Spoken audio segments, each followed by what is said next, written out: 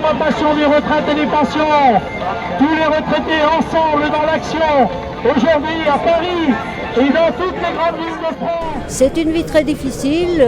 Quand on a une pension de 1 300 €, c'est une vie de misère.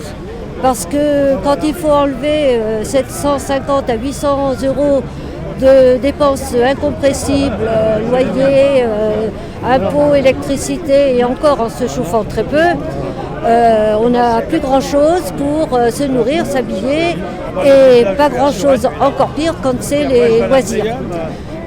On n'a aucun choix de vie parce que tout est conditionné au pouvoir d'achat, au mal-vivre, les voyages pas possibles.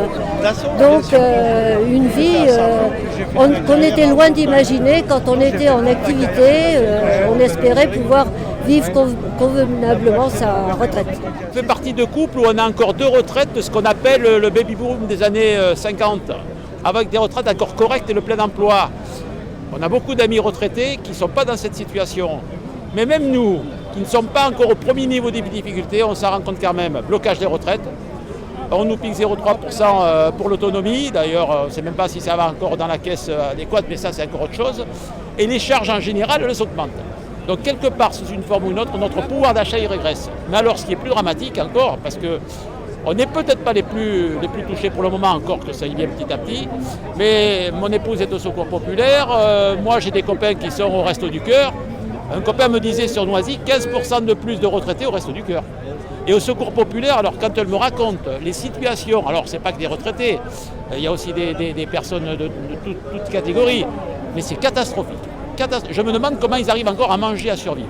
Alors nous, on arrive encore un petit peu aider à nos enfants surtout, mais pour acheter une maison, parce qu'ils ne peuvent quasiment plus emprunter. C'est assez difficile pour eux aujourd'hui, même avec 2 salaires, de pouvoir aller sur le marché immobilier, vu la spéculation qu'il y a aujourd'hui. Alors on les aide un petit peu, mais maintenant on commence à bloquer là. Là on est au taquet, là maintenant on ne peut pas aller au-delà. On a fait le maximum au début, et maintenant on sait qu'il faut qu'ils se débrouillent. Pourquoi le secrétaire général de la CGT est présent aujourd'hui ? Bien, c'est pour soutenir l'initiative unitaire des syndicats de retraités qui défendent leur pouvoir d'achat et notamment qui se battent pour la revalorisation de leurs pensions.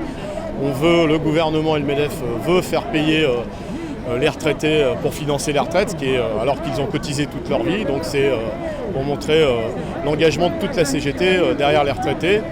Et en même temps, je pense que c'est une bonne préparation pour se retrouver tous ensemble dans le cadre de Convergence de lutte le 9 avril à Paris dans la manifestation nationale.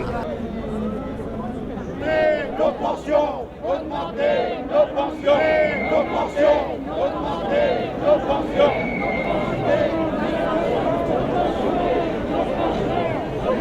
Allez, tous ensemble, pour l'augmentation des retraites et des pensions.